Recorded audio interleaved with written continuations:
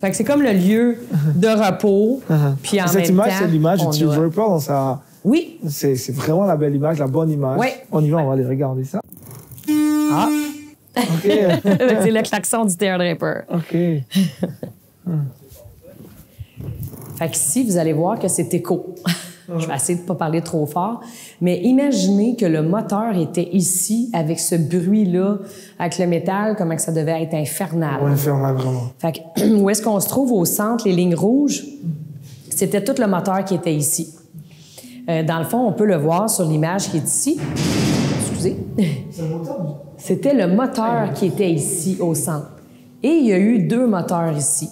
Au départ, quand ils ont construit le Teardripper, il a été acheminé par train en pièces jusqu'à la Big Ellis à Fugerville. Puis là, à Fugerville, ils l'ont monté, ils l'ont construit, puis ils l'ont mis à l'eau. Mais quand ils ont construit le Teardripper, ils ont fait, mettons, la base, ils ont inséré le moteur à l'intérieur et ensuite, ils ont fini les murs au-dessus et les autres étages. Le premier moteur était de 285 chevaux vapeur. Et là, ils l'ont remplacé avec les années par un plus petit moteur, mais plus performant, qui est tombé à 400 chevaux vapeur. Et là, quand ils ont voulu sortir le moteur, bien, c'est sûr qu'ils ont dû défaire tout le haut qu'il y a ici et ils ont dû couper le moteur en 2 pour être capable de le sortir. OK. Ici, on peut voir aussi...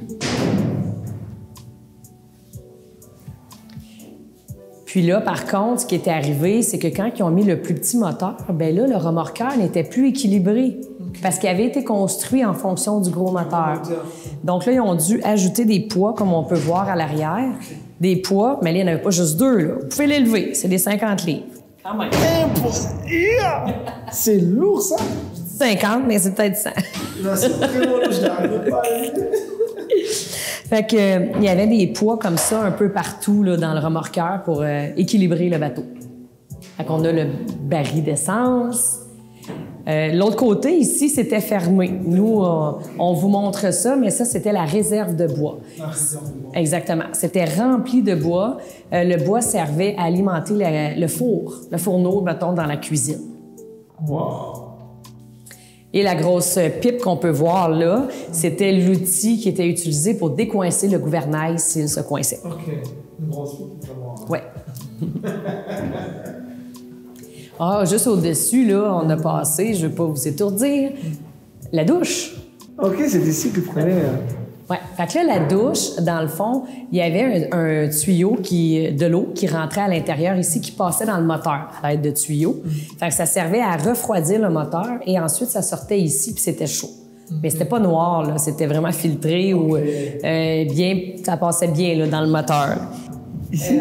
Ici, ça, c'était... Ici, il y avait un lavabo qui avait été ajouté avec les années, probablement pour le chef mécanicien quand il réparait son moteur. OK. Non fonctionnel aujourd'hui. À bord du Teardripper, il y avait 7 personnes. 7 personnes. Il y avait le capitaine, le second capitaine, il y avait un chef mécanicien, un second mécanicien, 2 hommes de pont. Les hommes de pont, c'est eux qui s'assurent que les estacades de bois à l'arrière sont correctes puis tout fonctionne, et une cuisinière. Fait que vous avez compris qu'il y a tout le temps 2 personnes comme chef mécanicien, second mécanicien, parce que le Teardripper roulait 24 heures sur 24. Wow. Fait que pendant qu'il y en a un qui travaillait, l'autre se reposait, et ainsi de suite. Ça, c'est le plan. Ça, c'est pour vous montrer que comme quoi qu'on est ici, et là, il y a un autre pont en haut, et là, un dernier pont. Fait qu'il y a 3 étages. Bien, le sous-sol est 2 étages. OK. Vous voyez le donjon. Ça dort ici, hein? J'espère qu'on va pas les déranger, hein, ces gars-là. Ah oui, puis là, ils ont l'air d'avoir froid, là. Allez, salut les gars, dans le bien. Fait que dans le fond, le donjon, on appelait ça le donjon parce que c'est un endroit qui était fermé. Il faisait très chaud ici durant l'été, surtout. Il n'y avait pas de porte là. Le seul moyen de monter en haut, c'est l'échelle qu'il y a ici. Donc, c'était très bruyant parce qu'il y avait le moteur qui était de l'autre côté, la chaleur, et il y a le puits aux chaînes. Donc, c'est là qu'on entend la chaîne remonter et descendre de ce côté-là. Fait que vous comprenez pourquoi qu'on appelait ça le donjon. Mais malgré ça, ils venaient dormir ici ou personne ne dormait ici? Ils dormaient ici. Les 2 hommes de pont dormaient ici et... malgré ce bruit assourdissant, ils arrivaient à dormir. Okay. Je sais pas s'il y avait des bouchons à cette époque-là, mais... et je vais vous montrer tantôt, mais le second... capitaine et s'est rendu ici. Il y avait 3 personnes qui dormaient. Il y avait 3, il pouvait être 4. 4, ouais. C'est quoi? C'est des... C'est pas très confortable. C'est pas très confortable. Ouais. Puis là, il faut faire attention pas qu'il tombe, là. Ça serait beau à la caméra. Ouais, c'est bon, c'est pas mal. Après une journée de fatigue, j'imagine. Et en fait, ici, il n'y avait pas d'escalier. Nous, on a rajouté des escaliers pour les visiteurs. C'était une échelle qui était attachée là, mettons, chaque bar, il y avait une échelle. Tu sais, pour garder l'espace, c'était une échelle droite. C'était pas un escalier. Et il n'y avait pas cette porte-là non plus. Ça a été rajouté pour les visiteurs. Fait qu'on va pouvoir aller au deuxième porte. Donc, vous allez voir la dépense ou le garde-manger où est-ce qu'il y a du canage. Je vais vous montrer qu'est-ce qu'il y a à l'intérieur. Donc, c'est ici qu'on mettait tout ce qui était canage. Il y a des pots de vitre, des bols de conserve, mais en réalité, je suis pas sûre qu'il y en avait beaucoup. Parce que si on est sur le lac, on me dit que le Théâtre Draper était quand même très stable. Mais s'il y a de la vague, qui n'est pas le cas aujourd'hui, c'est un vrai miroir, les pots peuvent se cogner ensemble et casser. Fait que c'était beaucoup plus du canage qu'il y avait. Ensuite, vous avez la cabine du second capitaine, qui est devenue la cabine de la cuisinière. Je vais vous montrer dans la cuisine pourquoi tantôt. C'est très petit, il fait chaud, aucune fenêtre qui s'ouvre, mais au moins il y a la porte.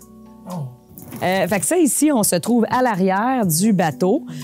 Donc, il ne pouvait pas avoir ça ici. Les gardes que vous voyez, là, il n'y en avait pas. Ça a été ajouté, hein? Ça a été ajouté pour la sécurité des visiteurs parce que le crochet qu'on voit ici, le gros crochet, tire l'estacade. Il y avait une chaîne et les estacades de bois derrière. Donc, automatiquement, ça se promenait comme ça sur les ponts, là. Fait qu'il ne pouvait pas avoir de garde là. Et il ne pouvait pas avoir l'escalier non plus qui est là. Fait qu'elle était un peu plus loin, là, à côté. On voit les soudures. Donc, l'escalier est un petit peu plus loin. Tantôt, je vous parlais de la réserve de bois qui était en dessous. Ça se trouve être en dessous de nous. Vous voyez le trou qu'il y a ici? Bien, il y avait un homme dans les 7 personnes à bord qui était ici, qui entrait et sortait de ce trou-là pour aller chercher le bois ou aller... Ça se tirait? Oui, ça se tirait. Là, il ne se tirait plus aujourd'hui, mais ça se tirait, mais juste pour vous montrer comment c'est petit. Là. Fait qu'il y a un homme qui passait là-dedans. Il y a probablement qu'il en embauchait un petit, puis il disait, c'est lui qui rentre dans le trou. Et de ce côté ici, en fait, chaque porte, chaque côté, c'est des toilettes qu'on n'a plus maintenant. Il y a un panneau électrique ici. Il n'y a rien à l'intérieur, mais c'était les toilettes qu'il y avait à l'époque. Et c'était pas des toilettes qui se flushaient là, comme nous. Là. Faites attention quand vous passez ici. Puis le chef mécanicien, vous allez voir tantôt que le moteur est prêt. Lui, il devait toujours être près de son moteur. OK. Vous avez la glacière. La glacière, il y avait une porte là, devant. Dans le fond, c'est là qu'on mettait la nourriture pour qu'elle se conserve. Fait que c'était dans de la glace et du brinti. Ensuite, ici, c'était le moteur, où est-ce qu'on est allé tantôt, la salle des machines. Ici, on va aller dans la cuisine, mais il faut lever nos pieds. Il faut faire attention. Une belle cuisine, hein? Ça donne envie tout de suite de manger, là. La cuisine est belle, puis il y a des images. Il y a des images. On peut voir Mme Fernande Bérubé-Lafont, qui était cuisinière sur le Théâtre Draper. C'est petit. La cuisine est très petite. Léonard Desmarais, qui a été cuisinier aussi, et Jean-Louis Fortin, ingénieur. Ils sont 2 à la table. On ne pouvait pas être plus que 2, 3 là, à la table. Peut-être que la table, on voit, elle était plus grande. C'est pas la même. Mais c'était quand même très restreint, là. Puis la cuisinière, bien, elle fait à manger sur la table. Elle n'a pas de place. Il n'y a pas de rangement. À part là, il n'y a vraiment pas beaucoup de rangement. Tout ça, c'est d'origine, hein, tout ce qu'on a ici? Tout ça ici. Là, on peut voir là, qu'ils sont... ils ont de l'usure. Ils sont rouillés. Fait que c'est vraiment d'origine. Et au départ, la cuisine, là, il y a un mur ici, là. Donc, c'était ça, la cuisine. C'était juste ça. Le poêle ici, le fourneau était ici. Il passait dans la chambre de la cuisinière. Fait qu'au début, c'était la chambre de la cuisinière. Elle dormait là, la Elle cuisinière? dormait là et la cuisine était là. À chacun avec son Ouais. espace à côté. Hein. Fait que, Cuisinier à côté de la cuisine. Et c'est pour ça que, à un moment donné, ils ont décidé d'agrandir la cuisine. Ça n'a pas de sens. Et la cuisinière a pris la place du second. On l'a vu tantôt là, dans l'autre place, second capitaine, qui s'est en allé au donjon avec les autres. Avec les autres, OK. Il y a une réflexion qui a été menée. Et puis, je suppose qu'ils écoutaient la radio, ils écoutaient CKVM ici. Oh, je sais pas dans ces années-là. Je sais pas. Tout ça, c'est d'origine. Hein, vous avez... Tout ça, c'est d'origine aussi. Ah, mais ça pesait, tout était lourd à Tout l'époque. était Tout était lourd. Il fallait avoir beaucoup d'énergie, de muscles pour soulever tout ça. Ouais. Vous allez voir au chantier Gédéon, il y a encore des plus gros chaudrons. Super. Fait qu'on va pouvoir sortir ici et aller à l'avant. Ici, devant, mais on appelle ça une tête de bélier. Il y avait des poteaux ici et on tournait ça à la main. Tout était à la main, ce qui servait à remonter l'ancre. Donc, remonter ou descendre l'ancre. Et le reste de la chaîne s'en va dans le puits aux chaînes. Okay. Fait que tout ça servait pour remonter l'ancre. Et la dernière étape, qui est en haut, dans le fond, c'est la timonerie, la cabine de navigation, pas pilotage, navigation. Et là, à l'arrière, il va avoir sa cabine, où est-ce qu'il dormait. On va monter, on fait attention, et on va sortir débarquer de l'autre côté. Et il dormait là, lui, il dormait pas là, il était assis là, il pouvait s'asseoir là, mais sinon, sa cabine est de l'autre côté. Voulez-vous que j'actionne le klaxon? Oui, ça donne quoi? Alors donc là, aujourd'hui, c'est Capitaine Cathy. Oui! Vous êtes prêts? Yes. Si c'est bruyant.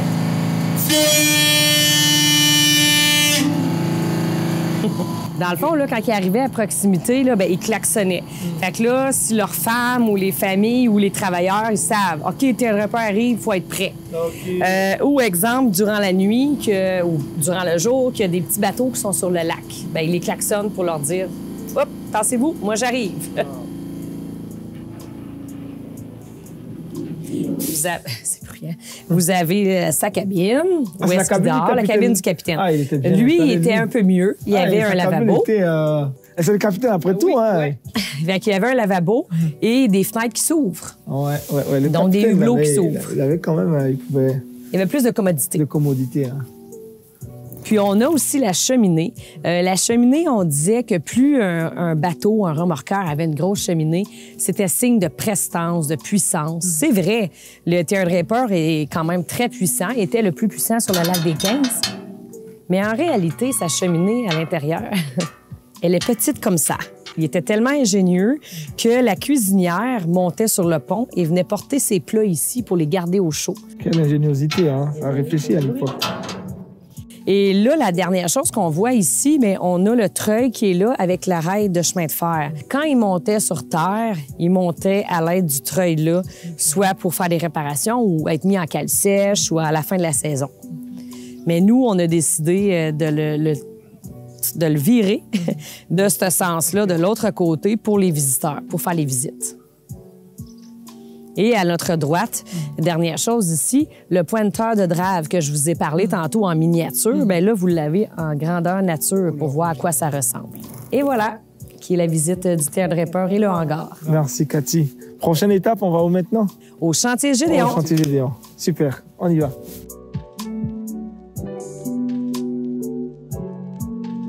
Fait qu'ici, en fait, c'est une reconstruction de 5 camps de bûcherons des années 30-40. Fait qu'il y a personne qui a habité ici. C'est simplement que ça a été choisi, l'emplacement idéal, parce qu'on était entouré de bois. Et le lac est de l'autre côté. Fait que dans les camps de bûcherons, ce qu'ils faisaient, c'est qu'ils construisaient un camp de bûcherons, justement, en forêt, près des lacs. Les camps ont été construits en 1995 et inaugurés en 1997. On n'a pas eu le choix de mettre les plafonds, le toit, si haut pour la norme des bâtiments. Mais en réalité, les camps de bûcherons, là, je vous dirais que le toit là, allait jusqu'ici. C'était beaucoup plus bas. Donc, les hommes qui allaient dormir en haut devaient s'accroupir pour aller dormir. Et il faisait chaud, comme dans tous les endroits. La chaleur monte toujours en haut. Et en bas, bien, les gens avaient plus froid.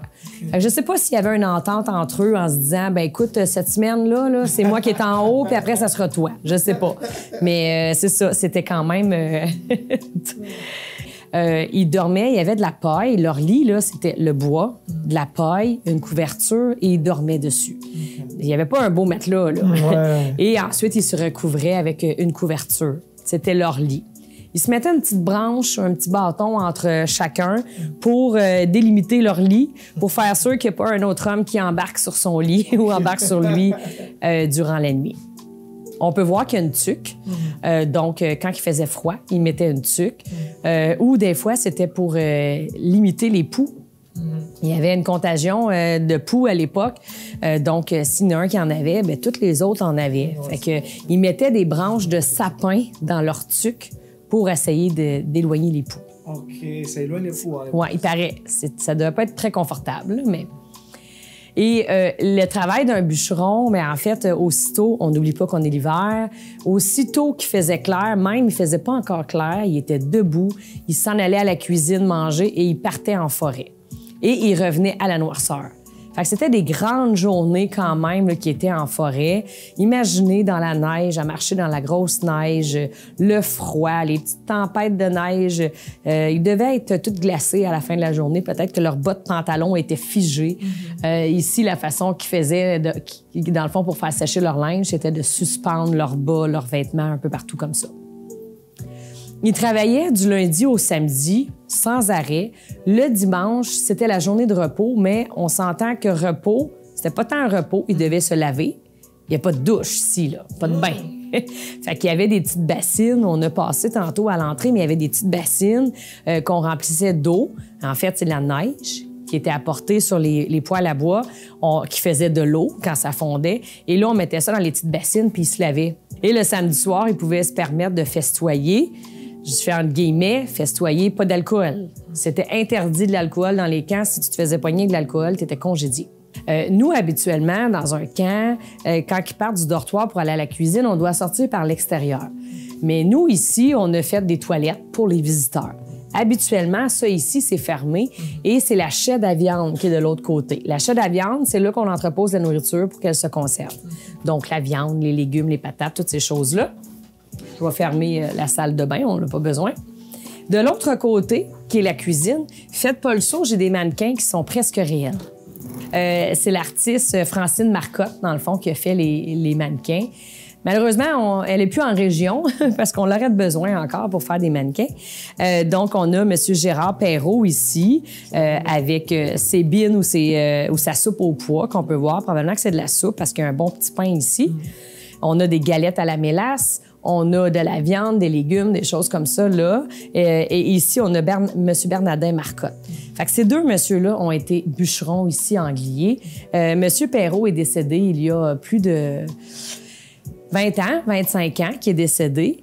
Son père était Gédéon Perrault. Donc, Gédéon Perrault, c'était un homme qu'on connaissait. Moi, je ne l'ai pas connu, bien sûr. J'ai connu M. Gérard. Mais Gédéon, c'était un homme qui avait un sens de l'orientation incroyable. Fait qu'il s'en allait en forêt, que ce soit l'hiver ou l'été. Il revenait à la civilisation sans problème. Il n'y avait pas de carte, il n'y avait pas de GPS. Il y avait un sens de l'orientation, là, comme je disais, incroyable. Et en son honneur de Gédéon Perrault, on a nommé le chantier Gédéon. OK, c'est ça l'histoire. Ouais. Et M. Bernardin Marcotte, lui, est décédé en 2020 à l'âge de 87 ans. Ce monsieur-là, il se faisait un plaisir de venir dans nos activités, dans tout ce qu'on faisait ici dans les musées. Là, lui, il était fier de dire, ben moi, j'ai été bûcheron, puis j'ai été draveur aussi. Donc, dans la cuisine, on avait une cuisinière, bien sûr, et une aide cuisinière. L'aide cuisinière, ça le dit, elle aidait. Donc, elle mettait la table, elle pouvait faire la vaisselle, peu importe, elle aidait la cuisinière. Elles avaient une chambre qui est de l'autre côté, maintenant que c'est notre chambre à débarras, mais c'était leur chambre à elle, l'autre côté. La cuisinière. La cuisinière, si elle était la femme d'un des bûcherons ici, elle n'était pas rémunérée. Parce que pour elle, c'est un privilège d'être dans le bois avec son homme. Avec son homme. On construisait un camp à part juste pour eux. Fait que, au moins, il y avait cette chance-là, mais elle n'était pas payée. OK. Fait qu'une femme avec 50 hommes ou 100 ou peu importe des camps, elle était toute seule avec eux ici. J'ai pas le taux horaire de tous et chacun parce que chaque métier était différent, le taux, mais un bûcheron gagnait 1 $ par jour dans les années 40-50. 1 $ par jour. C'était beaucoup, hein? Peut-être que pour eux, c'était beaucoup, mais pour nous, si on compare... À l'époque, ouais, c'est ça. Quand même, ouais. Ça n'a pas de sens. Avec l'inflation et tout ça. Exactement. Et là, on peut voir les canages qu'il y avait à l'époque. C'est pas vrai qu'on avait du vin Saint-Georges, parce que tantôt, je vous ai dit que l'alcool était interdit, mais c'était pour vous montrer à quoi pouvaient ressembler les canages. Et ici, ben vous avez, je vais vous montrer, même juste le lever, c'est difficile. On a un petit rouleau à pâte, tenez, vous pouvez voir, un petit rouleau à pâte et un gros rouleau à pâte. Fait que, il y a vraiment, elle en faisait des tartes. Elle faisait des tartes puis du pain là à journée longue. On travaillait dur. Fait que ça, c'est différents outils qui étaient utilisés, pile patate. Ça existe encore aujourd'hui, un pilerie, là, voyons, c'est pas le mot, là, mais hachoir, c'est pour faire des patates en riz.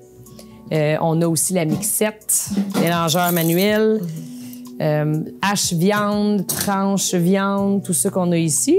Et les gros chaudrons, oui. Les gros chaudrons que je parlais tantôt, qu'il y en a des pas mal plus gros ici. Qui est très pesant. Il y avait un showboy. En fait, c'était l'homme qu'on appelait l'homme à tout faire ici. Lui s'assurait que le poêle ici, il y a toujours du bois dedans, qui est alimenté, que la cuisinière manquait pas d'eau. Il faisait du ménage, il transportait du bois, il faisait de tout. C'est l'homme d'entretien ou l'homme à tout faire. L'homme à tout faire, ouais. Exactement. La règle d'or ici, là, moi, je vous parle de la plupart des camps de bûcherons, mais c'était pas pour tout le monde. Dans le fond, la règle d'or, c'était le silence total. Le silence? Personne n'avait le droit de parler ici. On vient manger ici, c'est pas un lieu de rassemblement. On mange et on sort. OK. Ça, c'était respecté. Hein? Ça, c'était respecté. Parce que sinon, vous avez vu, hein, elle a des beaux outils. Avec tous ces hommes-là. Mais est-ce que c'était comme ça dans tous les camps? Chaque camp avait ses règlements. Je vais vous montrer ici. C'est comme la cloche de récréation, mais pour le dîner. Donc, la cuisinière, quand c'était l'heure de dîner, elle appelait les hommes de cette façon. On peut entrer manger, mon gars, il est là. Malheureusement, j'ai pas fini le dîner, là, mais fait que c'était la façon d'appeler. Ah, c'est bien ça. Là, on va aller à l'office ou le magasin général. Il y avait un commis ici, comme le commis d'entrepôt tantôt, mais il y avait un commis de magasin général. Ici, là, c'était rempli de marchandises ou de provisions. Lui, il était responsable de tout ça. Fait qu'il devait faire attention que personne vole les marchandises. Donc, ici, on peut voir à l'arrière qu'on a différents cannes de tabac, des pipes, on a des bas, pas des bas, excusez le mot, pour mettre dans les bottes, les feutres pour mettre dans les bottes. On a des couvertures, on a différentes choses ici et on a aussi les médicaments. Donc, ils s'inventaient infirmières ou docteurs parce qu'il n'y en avait pas sur place. OK, donc les bûcherons venaient faire leurs achats ici. Oui, exactement. Là, les achats, en fait, ça, probablement que c'était fourni avec la compagnie. Mais ce qui n'était pas fourni, c'est que si les hommes voulaient du tabac, c'est sûr qu'il y avait des couvertures qui leur étaient fournies et des outils de départ. Okay. Mais si pour eux, c'était pas assez ou qu'ils avaient brisé leurs outils, là, on les chargeait. Okay. Et ce qu'on faisait, c'est on faisait, exemple, c'est comme pour vous montrer une petite facture, on mettait le nom du bûcheron, on mettait son salaire. C'est pas exactement ce qui est dessus. Ça, c'est des provisions. Mais on écrivait, mettons, qu'est-ce qu'il avait dépensé durant la saison. Il était logé, nourri, mais il y avait quand même un frais à payer. OK. Il contribuait à... Contribution, là, c'est... C'était minime, mais il contribuait. Oui, exactement. Donc, on déduisait tout ça et à la fin, on voyait qu'est-ce qui leur restait. Okay. Parfois, il y a des hommes qui dépensaient tellement qu'ils repartaient avec pas grand-chose en poche. Oh. Juste pour vous montrer, en 1952, un pain valait 15 cents. En 1952. Fait que maintenant, en 2025, si je veux dire un pain pomme, qui est 4,49. La différence. Regarde la différence, les cas. Exactement. Il est beau, mon monsieur. Hein? C'est le mesureur de bois qu'il a? On dit que c'est le mesureur de bois ou le commis. Le commis. Okay. Lui, il était dans notre ancienne exposition. C'est tout récent qu'il est rendu ici. Il est stylé, hein? Il est bien habillé, hein? Il a le swag. Fait que dans le fond, il y avait un mesureur de bois. Il partait avec son petit calepin, un beau petit calepin en cuir. En cuir en plus. Et il notait, ça c'était les crayons qui étaient utilisés. Heureusement, ils ne fonctionnent pas pour que les gens écrivent. Et il notait tous les arbres. Donc, tous les arbres étaient mesurés, étampés avec le marteau à marquer. Okay. Donc, il était étampé. Ça, c'était le logo de la compagnie. Okay. Fait que ça veut dire que là, il étampait le bois partait sur les lacs et rivières, était transporté par les remorqueurs de bois au printemps jusqu'à l'usine de pâte et papier. À l'usine de pâte et papier, ils pouvaient savoir, OK, c'est la Canadian International Paper qui a fait ce bois-là. OK, c'est la Riordan. Donc, ils savaient de où est-ce qu'il provenait au départ. Fait que le mesureur de bois calculait tout ça et rendait ses comptes au contremaître. Il dormait ici, c'est une... Ici, le commis dormait ici. Fait qu'il y avait vraiment son lit, son pot pour le soir, son pot pour le soir et son crachoir. Parce qu'il crachait et chiquait du tabac à l'époque. Donc, ça, c'était son lieu à lui. Lui était ici partiellement en permanence. Et ce qu'on voit derrière la couverture qui est là, on voit qu'il y a un homme de ce côté-là. Et de l'autre côté, il y avait une chaise et un curé ou un prêtre qui venait durant la saison à quelques reprises pour confesser les hommes. C'était très important, la religion, à l'époque. C'est pour ça qu'on peut voir des crucifix ici, des croix. Donc, le prêtre s'assoyait d'un côté, confessait l'homme qui était de l'autre côté. Je sais pas qu'est-ce qu'il pouvait faire de mal. Mais... Et de l'autre côté, le camp du contremaître, ou le jobber. Il avait un camp à lui qui était espacé. Oui, exactement. Et si tantôt, comme je vous parlais, que la cuisinière, elle avait son mari ici, il y avait un autre petit camp comme ça aussi qui était destiné pour eux. Donc, ici, le camp du contremaître. C'est sombre aussi. En fait, la seule chose qu'on peut voir du contremaître, c'est le lit qu'il y avait là. C'est sûr qu'il y avait un lit, il y avait un poêle à bois, puis il y avait son petit bureau. Mais là, ici, ce qu'on représente vraiment, c'est des miniatures, des choses miniatures. On peut voir qu'il y a un camp aussi de bûcherons, à quoi ça ressemblait à l'époque. Fait qu'on voyait qu'il y avait... Ils construisaient les camps avec tout ce qui se trouvait dans le bois, tout ce qu'ils pouvaient. Donc, l'écorce pour la toiture, la tourbe ici pour l'isolation. La seule chose qui a été apportée, mettons, c'est les vitres. Fait qu'on a le camp ici, et de ce côté ici, dans le fond, on a le réservoir à eau. Réservoir à eau. Donc, il y avait des chevaux ici qui se trouvaient juste à l'entrée. Ça, il allait au lac gelé. Il creusait un trou, il remplissait le baril d'eau, remplissait le réservoir d'eau. Okay. Le réservoir d'eau était fait en bois? En bois. Oh, wow. Oui, tout était fait de bois. Et là, ensuite, il arrivait sur les chemins et il laissait échapper l'eau ici. C'est ce qui servait à glacer les chemins. Fait que parce que dans le fond, pour transporter le bois, il devait créer des chemins. T'sais, il bûchait tous les arbres autour, mais il devait créer un chemin principal. Donc, il glaçait le chemin. De l'autre côté, on a le compacteur à chemin. On peut voir là, derrière là, que la neige là, est comme compactée. Là. Fait que ça servait à compacter le chemin, glacer le chemin. Tout ça pour faciliter le transport du bois avec le traîneau ou la sled. Wow. Donc, encore là, on avait besoin des chevaux pour tirer le traîneau. Fait que tout ça, c'était pour faciliter son transport. Ici, à l'extérieur, à notre droite, on va pouvoir voir un rouleau à chemin grandeur nature. Et quand les visiteurs viennent l'été, on leur suggère de monter. On a 2 sentiers, mais ils montent par là. Et quand ils ont terminé leur visite, on leur suggère de descendre dans ce sentier-là, à la gauche. Et là, ils voient le rouleau à chemin ici, mais en bas, ils voient une sled, un traîneau et un réservoir à eau grandeur nature. Où est-ce qu'on retrouve toutes les informations d'ici Draper, les ouvertures, les heures, tout ça? Oui. Quels sont vos sites, quels sont vos lieux de contact? Parfait. On a notre site Internet qui est le www.théadraper.ca. On a notre numéro de téléphone, le 819-949-4431. On a les réseaux sociaux. Vous tapez Théa Draper, vous allez tomber sur notre page sur les réseaux sociaux, Facebook, Instagram, courriel aussi. T'sais, on a différentes... Vous allez sur notre site Internet puis vous trouvez toutes ces informations-là pareil. Fait qu'ils ont plusieurs endroits pour nous trouver. Merci Cathy. Merci à vous tous qui avez suivi cette émission. On a été très, très heureux de partager ces instants avec Cathy qui nous a présenté le Théa Draper, mais aussi le chantier Gédéon. En tout cas, de très belles places. On vous invite à aller voir, à les découvrir, à vivre ça de façon pratique, dans le réel. C'est encore plus chaleureux, toucher même ces objets parce que ça fait quelque chose de particulier de se remémorer comment les bûcherons ont vécu à l'époque. On se retrouve très prochainement pour un autre épisode. D'ici là, portez-vous bien. Allez, au revoir.